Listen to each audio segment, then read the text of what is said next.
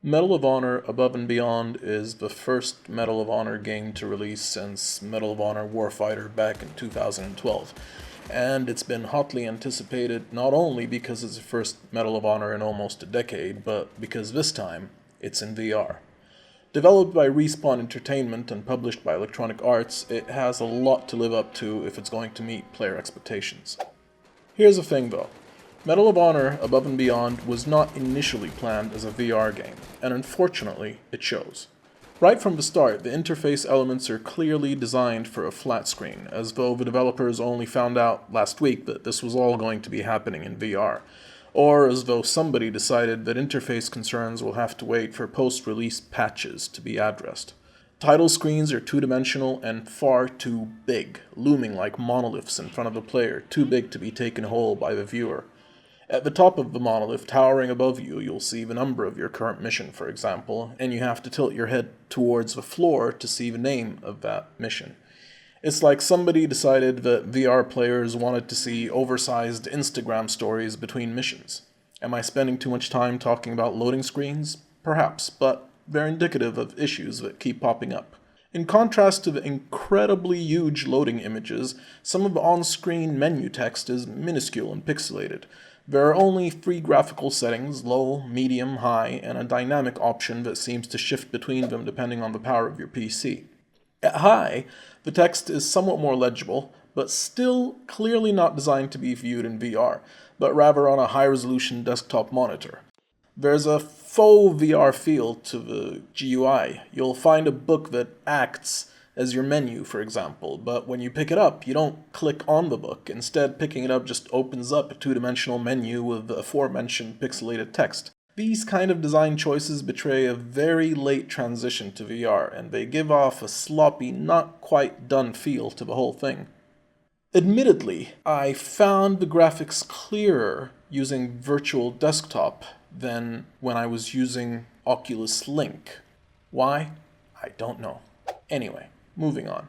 You want me to get to the bit where you shoot Nazis, right? Well, I'll get there. I'm exercising your patience not because I'm sadistic, but because patience is something you'll find useful for this game. Having attended the online press event before getting access to a review copy of the game, I found myself confused about how the game should be approached. The game director, Peter Hirschman, and all the people involved went out of their way to portray the game as some kind of homage to World War II veterans, and used phrases such as emotional authenticity. The game comes packaged with a virtual gallery mode, full of documentary interviews with veterans, filmed at locations where they had actually experienced historic events. All the talk about the gallery and emotional authenticity conspires to make you expect a somewhat solemn game like the latest entries in the Battlefield franchise, another series published by Electronic Arts but developed by EA DICE. But that's not the case here at all. Whereas the Battlefield story vignettes can be grim and gloomy, Medal of Honor Above and Beyond attempts to strike a comedic tone, almost reminiscent of shows like Hogan's Heroes or Allo Allo. The comedy is somewhat juvenile and stands in stark contrast to the tone the game's marketing would have you expect. Then again, I stopped expecting much in the way of emotional authenticity when I saw how the developers pivoted to tell us how, despite everything, it was just really fun to shoot Nazis. I feel obliged to explain that I'm not against shooting fictional Nazis per se. In fact, within the context of a video game and with the understanding that it is a game, I'm happy to shoot Nazis, Americans, Martians, and anybody else that a plotline gives me a good enough reason to dismember, disembowel, or decapitate. The issue here is the disconnect I felt between being told I should take the game seriously and the almost infantile giddiness on display when talking about shooting Nazis. So no, this is not a game that will try to show you the horror a soldier must feel at killing somebody, even if that somebody just happens to be a Nazi. If you're looking for a deeper examination of human nature, look elsewhere. Battlefield might not try to portray the average Nazi as a sympathetic figure just as stuck in a war as his allied counterparts might be, but at least that game manages to carry a more solemn tone. Which brings us to what's left, and which the vast majority of the target demographic actually cares about, the actual game. Medal of Honor Above and Beyond has a single-player campaign and a variety of multiplayer modes, and like most games in the genre, players will likely spend the vast majority of their playtime in multiplayer after they've finished off the single-player campaign to learn the ropes. The single-player campaign happens across what the developers like to refer to as bite-sized scenes, and they're not kidding. Here's a sentence you'll see me repeatedly use here. This is not Alex. Whereas Half-Life Alyx presented you with almost a dozen ambitious chapters, each one lasting about an hour and spanning a whole section of a map, Medal of Honor Above and Beyond gives you tiny snacks. In the very first scene, for example, you find yourself lying on the ground in the aftermath of an attack. Two friendlies are making sure you're okay, and as they do so, a Nazi soldier comes running at you from behind them. You're tasked with picking up a gun and shooting him. Scene done, big victory sign on the screen. Click continue, watch monolithic loading screen. The scenes do get longer and bigger in scale, and there are some Hollywood-style set pieces that can be pretty impressive, but the diminutive scale of some of the scenes, although apparently designed to ease people into VR, will be found ridiculous by VR veterans hoping for true immersion. If Alyx did things this way, each chapter would have been made up of at least a dozen scenes. Medal of Honor Above and Beyond's campaign is made up of 54 scenes, divided across 6 missions. There's also a prologue consisting of 5 small scenes. One of these, set in a hospital, is designed to help you configure the game settings and comfort options. It's a cute idea, but far more tedious than a simple settings screen would have been. Oddly enough, Alyx was specifically mentioned as being an inspiration to the team, a showcase for how AAA VR titles could be made. And yet, it's impossible to feel that the team behind Medal of Honor has had any real appreciation for what Half-Life Alyx truly brought to VR. In Alyx, objects were tactile and solid, the graphics were superb, the level design was stellar, the gameplay mechanics were iterated to perfection. Alyx was not only designed for VR, but it was iterated and reiterated until it became the showcase for how a VR shooter should feel. Medal of Honor feels like a flat game shoehorned into VR because Facebook got involved and made it so. And it shows.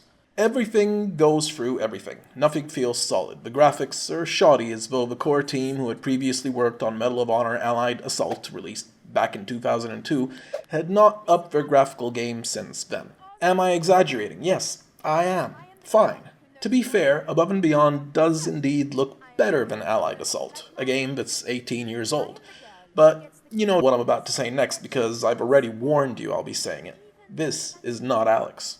Performance-wise, I'm playing the game on a Razer Blade 15-inch advanced model with an i7-9750H CPU and a RTX 2080 GPU. My system runs Alyx with far superior graphics across all settings effortlessly. And yet, Medal of Honor Above and Beyond stutters and judders. The frame rates are all over the place, and in moving sequences, where, for example, I had to shoot at enemies from the back of a moving truck, this choppiness led to some motion sickness, an experience I haven't had since my earliest days in VR before I grew ye old VR legs. The recommended specifications for Medal of Honor Above and Beyond as sent to reviewers are as follows. An i7-9700K, my i7-9750H scores around 20% lower than that on most benchmarks. 16 gigabytes of DDR4 RAM, my memory is 32 gigabytes of DDR4 RAM. RTX 2080, my system is running an RTX 2080 Max Q. And SSD storage, my system is running on a solid-state NVMe. While my system is admittedly slightly below the ideal specifications, it performs wonderfully on the far prettier and far more environmentally expansive Half-Life Alyx, all of which leads me to believe that Medal of Honor is not too highly optimized, and that for a lot of players, the experience will be suboptimal, forcing them to play at the lowest of the available settings. Also, note that although the game will take up 170 gigabytes on your drive, you'll need around 350 gigabytes of space just to install it, half of which will free up again after installation. All these issues aside, the multiplayer gameplay looks like it'll be a blast. The game offers 5 multiplayer modes. The standard deathmatch, team deathmatch, and domination modes are there, but it also adds a Mad Bomber mode that's all about placing bombs, finding bombs, defusing bombs, and trying to catch your enemies unaware. And a blast radius mode, which is similar to the King of the Hill modes seen in other games. It's easy to get into a game, and up to 12 players can play together online. At the time of writing, I've completed about a third of a single-player campaign, but I haven't spent too much time in multiplayer because my time zone conflicted quite badly with the 2 online sessions that were scheduled for preview purposes. So my time in multiplayer was mostly spent playing bot matches. Despite that, I can already tell that this will by far be the mode where Medal of Honor will satisfy most players. Whereas the single-player mode seems to fall short of my expectations, the multiplayer mode is solid. It provides just what you'd expect along with a couple of extra modes and a few surprises. It offers a good variety of levels and customizations and will provide far more longevity than the bite-sized scenes offered by the main campaign. That's all we've got for today, and we'll have a full review for you by release. Meanwhile, if you like our channel, please click subscribe, click the little bell, and you'll get notified every time we release a new video.